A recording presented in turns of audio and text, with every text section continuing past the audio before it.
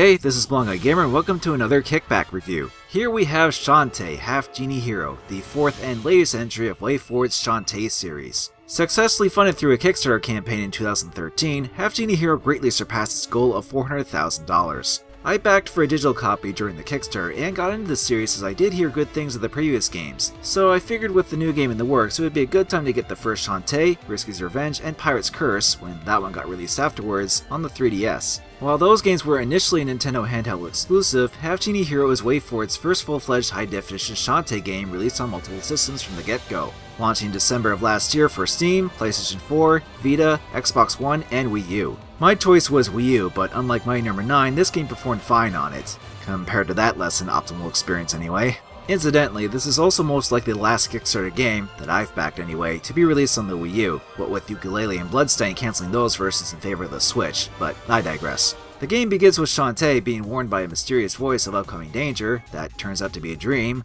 or was it? And the following day, her uncle Mimic unveils his plan to build a dynamo to help protect their home of Scuttletown. But before they can even get started on the thing, pirates steal the blueprints and attack the town, led once again by serious nemesis Risky Boots. Shantae fends off Risky and sends her packing, again, only to be fired by the town mayor despite her efforts. Again. Already making a few callbacks to Risky's Revenge, I see.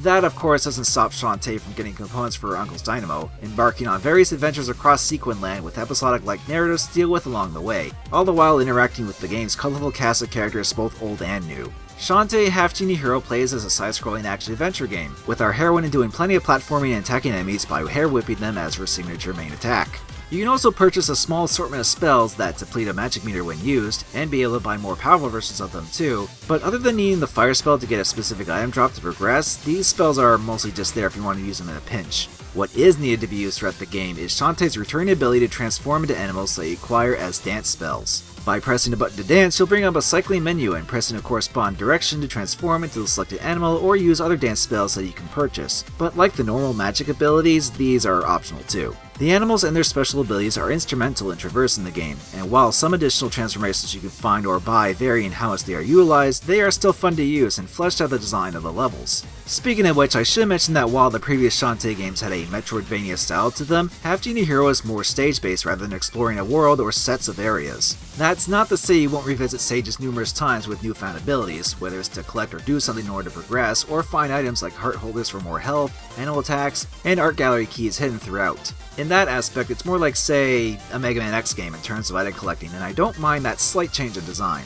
Just be prepared to go through stages quite a few times if you want to find everything, though thankfully using the whistle item to go back to the level select and the warp dance spell that jumps you ahead to the next parts of stages can help with the backtracking tedium a little. There's also no dungeons per se, but the stages do make up for it by having well-placed set pieces and most of them being decently long despite not having a ton of areas. The game isn't all that difficult either, especially if you collect numerous healing items, get all the extra hearts, and buy all the hair and defensive upgrades. Hell, if you collect all the gallery keys, your reward is an item that gives you infinite magic, which coupled with things like the fully powered bubble shield that outright makes you invincible, or the gem-producing jar transformation give you an endless, albeit time-consuming, supply of money, and you basically have God mode enabled.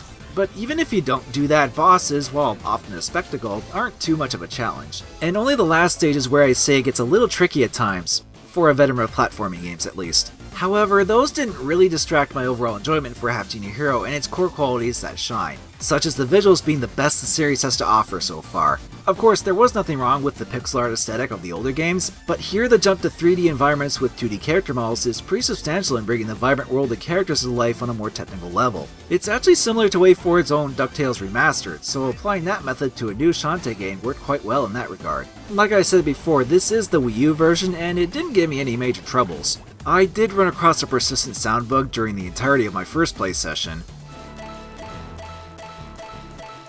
though thankfully it went away the next time I booted up the game and didn't happen again. Also, this happened to an enemy, but those are very minor and not nearly as bad as, well, you know. Another consistent positive is the music by series composer Jake Kaufman, who keeps up the great work with another catchy and upbeat soundtrack that's a joy to listen to. Only thing I might criticize is having no music during the stage select. And while I'm on the subject of audio, I was surprised to hear some semblance of voice acting, even if it's just Christina Vee reprising her roles as Shantae and Risky, now reading off the occasional line here and there on top of the usual sound bites. Oh, and singing that fantastic Dancing Through the Danger theme song as well. It's just too bad the full voice acting stretch goal didn't get reached, but what was included was a nice touch. I just hope that if WayForward decides to make another Shantae game, that will have full voiceovers, or even animated cutscenes for that matter. Here's hoping for even better presentation in the future.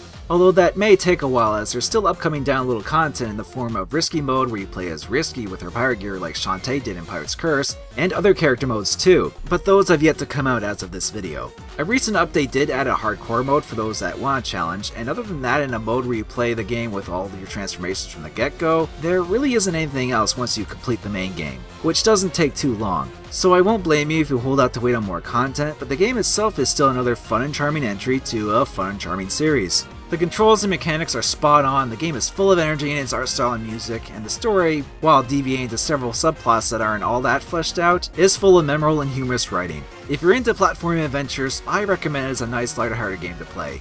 That's about it for this kickback, so until the additional character modes come in, we're just gonna have to continue the waiting game on those.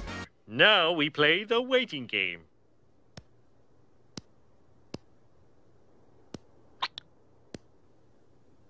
No, the waiting game sucks. Let's play Hungry Hungry Hippos.